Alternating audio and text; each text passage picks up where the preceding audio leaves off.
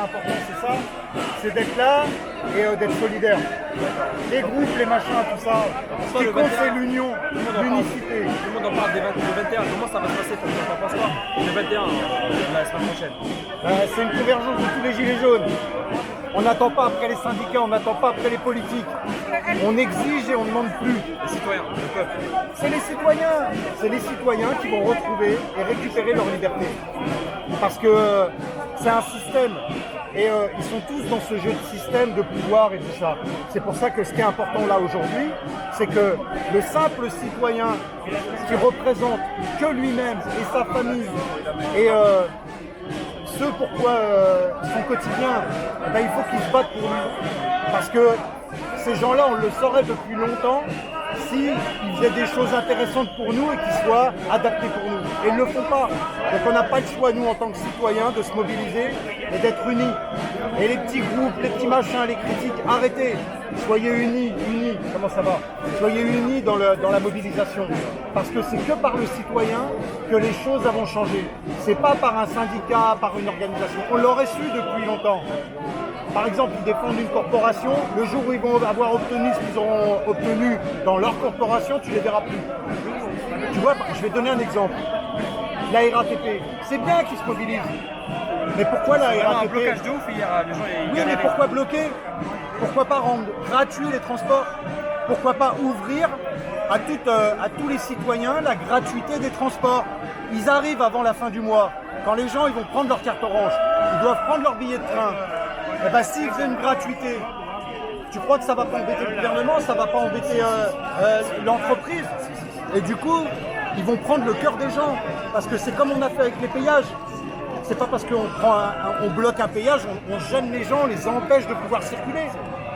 Si l'arrêt était fait, ils continuent comme ça à bloquer les gens dans leur pouvoir gagner leur vie, et ben du coup ils se les mettent à dos.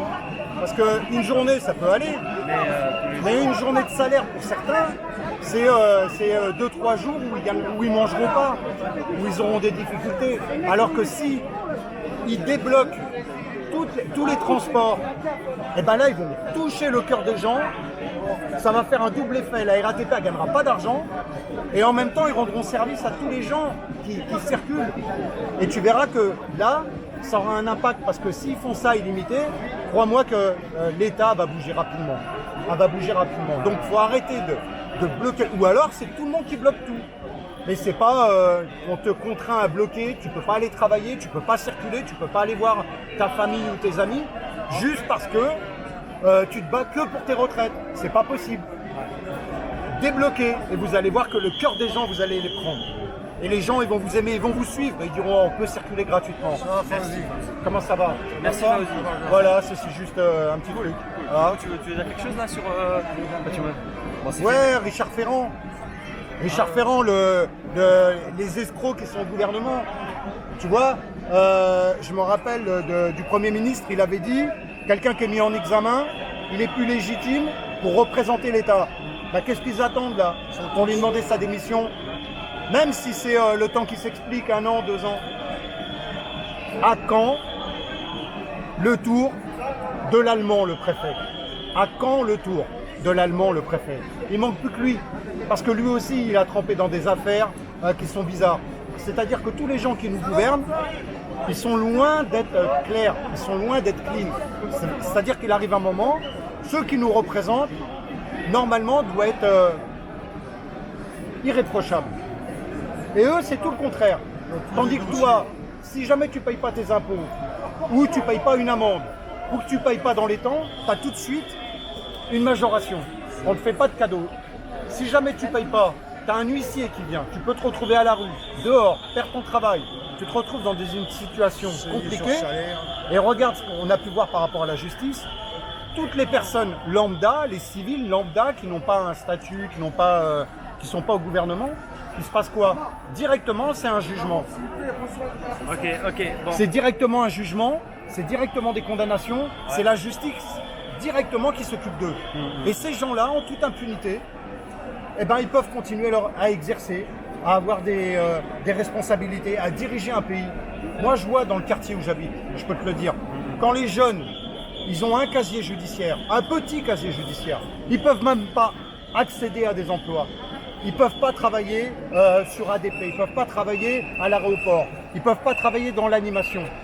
Et des gens comme ça, ils ont des valises derrière eux. C'est plus des casseroles, c'est des valises de casseroles. C'est des gens talentueux, ils ont des trucs, et c'est des gens qui vraiment ils ont de l'énergie, ils aiment bien aussi, tu vois, travailler. C'est pas des gens que. Mais c'est des gens, sont moi motivés, je vois, j'habite dans le 93, mais comme partout dans certains territoires, la plupart des gens, les jeunes même, ils ont des capacités.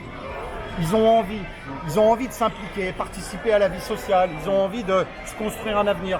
On ne leur laisse pas l'opportunité. Pourquoi? Parce qu'ils n'ont pas de réseau. Parce que quand tu viens du RERB ou tu viens d'autres banlieues, les entreprises ont toujours peur que tu n'arrives pas à l'heure. Suffit que, par exemple, moi j'habite la ville de Sevran, elle est stigmatisée depuis longtemps. Quelqu'un qui va postuler en habitant cette ville, tout de suite il va être écarté.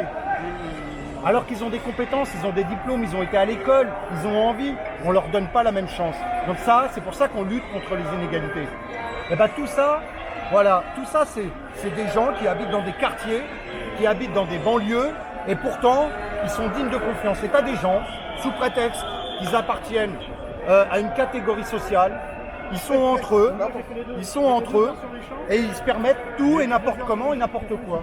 Voilà, ils s'autorisent en toute impunité à faire des choses qui sont illégitimes, qui ne sont même pas légales. Des castes, des francs-maçons. C'est ça. Et pire que tout, c'est qu'ils sont toujours au gouvernement. Alors que des gens comme Richard Ferrand, des gens comme De Rugy, des gens comme Sarko à l'époque, tu te rappelles, Guéant, à un moment donné, on voit bien qu'ils ont tous une casserole derrière eux qui trimballe, tous une escroquerie, c'est l'argent qui les mobilise, c'est le pouvoir qui les mobilise. Donc il arrive un moment, ces gens-là on n'en veut plus.